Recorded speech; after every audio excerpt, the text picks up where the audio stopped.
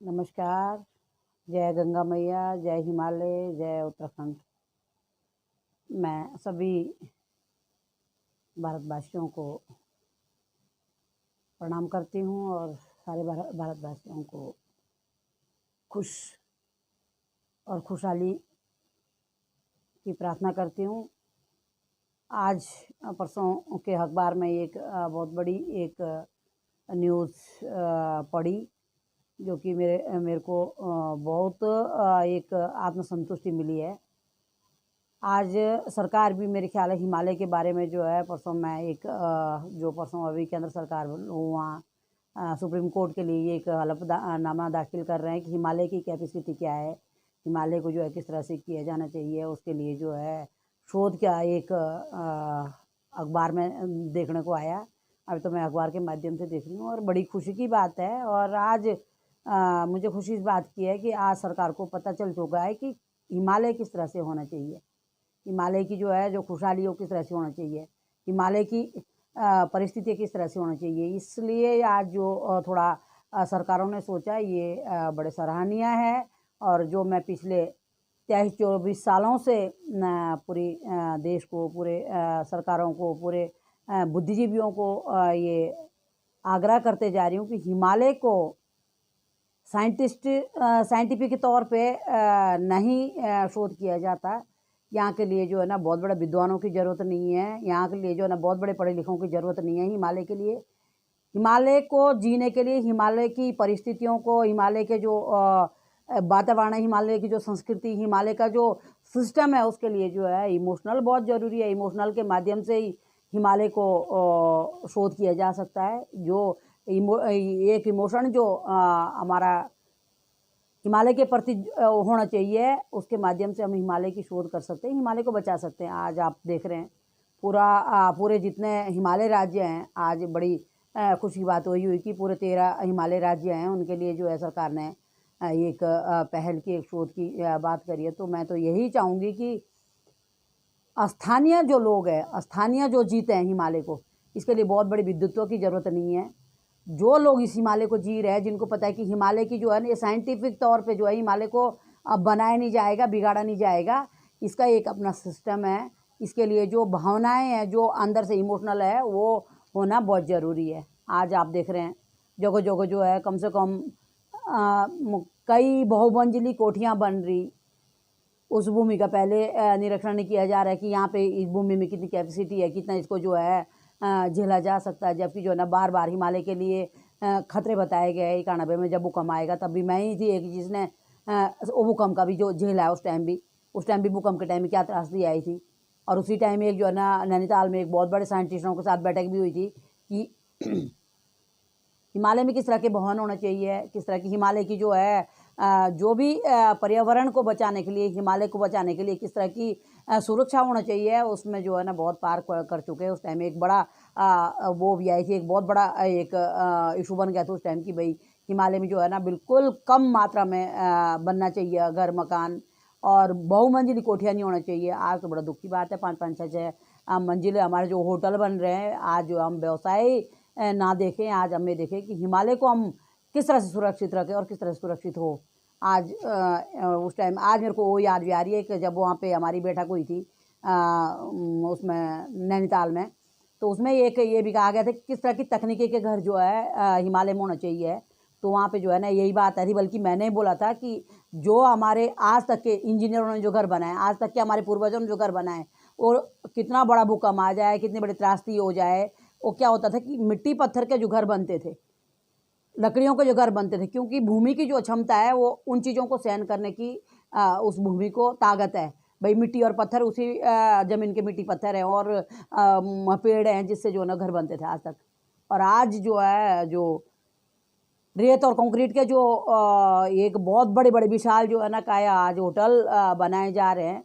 आज मैं वहाँ की भी सुन रही थी, हिमाचल का जब इतनी बड़ी त्रासदी हिमाचल में आई, हिमाचल आज जब जो है ना धू धू करके पूरे गांव के गांव जो है ना सफा हो गए, तो उसका कारण यही है कि बेताशा आज जो घर मकान बन रहे हैं, जो बिल्डिंगें बन रही, और जो हिमालय को आज बड़ी बुरी तरह से जो है ना खोदा जा रहा, रौंदा जा रहा है। जिस तरह से जो है आज हमारा ऑल वेदर रोड है उसका जो है ना खोदा जा रहा है, और जो उस मिट्टी को डंपिंग किस तरह से हम कर रहे हैं, उस डंपिंग का जो है ना आधा नुकसान हमारा डंपिंग से हो रहा है। जंगल साफ करे जा रहे हैं, जंगल आज सब काटे जा रहे हैं। तो ये जो गतिविधियाँ हैं, ये हिमालय के लोगों को ही पता है कि भाई किस तरह से हिमालय को उन लोगों ने जिया है और किस तरह से जो है ना हिमालय को सुरक्षित रखा जाता है।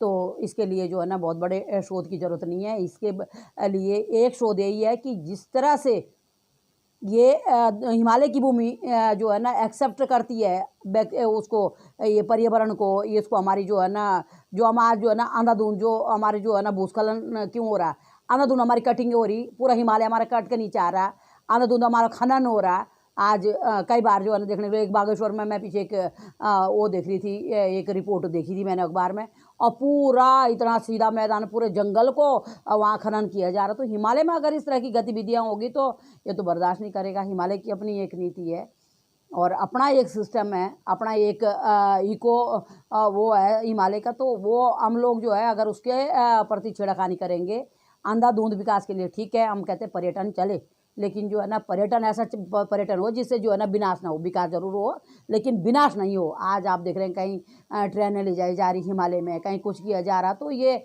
आने वाले समय के लिए बहुत ज़्यादा घातक है। और आने वाले समय में जो है अगर अभी भी चेतावनी, जैसे हमारे जो है हिमाचल के मुख्यमंत्री ने तो एक्सेप्ट ही कर दिया है कि ये जो है ना सारे जंगल काटने से हुआ, जो अंधाधुंध जंगलों की कटाई हुई है, रोडों की कटिंग हुई है, बड़ी बड़ी कोठियाँ जो है बनी है कि एक टीले के ऊपर जो है ना बड़ी बड़ी कोठियाँ बन गई, तो कहाँ एक्सेप्ट हो पाएगा वो।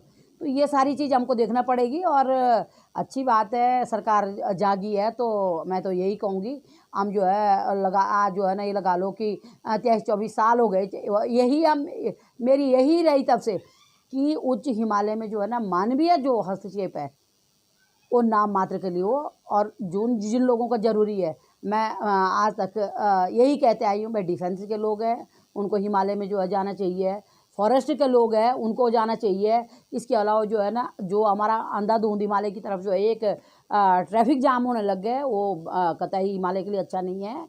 और जब तक हम इस ट्रैफिक को जो है एक नियंत्रण नहीं करेंगे तब तक हम जो है हिमालय के सुरक्षा के बारे में सोच भी नहीं सकते, और ना ही हम आगे इसको जो है सुरक्षित कर सकते। ये मेरा सोचना है और यही मैं सब लोगों से चाहती हूँ, सभी बुद्धिजीवियों से चाहती हूँ। और ये मैं बार बार कहूँगी, यहाँ के लिए बहुत बड़े पढ़े लिखों की, बहुत बड़े विद्वानों की ज़रूरत नहीं है, यहाँ पे इमोशनल लोगों की ज़रूरत है जो यहाँ के इमोशनल को समझे। आज हम धर्म की बात कर रहे हैं, धर्म धर्म धर्म चिल्ला रहे हैं, हम किस धर्म की बात कर रहे हैं? हम हिमालय में जो देवी देवता है, हिमालय में जो देवी देवताओं का वास है उसको तो हम ध्वस्त कर रहे हैं। भगवान हम आज जो है ना हिम शिखरों पे चढ़ रहे हैं, तो भगवान तो वहाँ रह रहे हैं, उनकी रक्षा कितनी कर रहे हैं हम?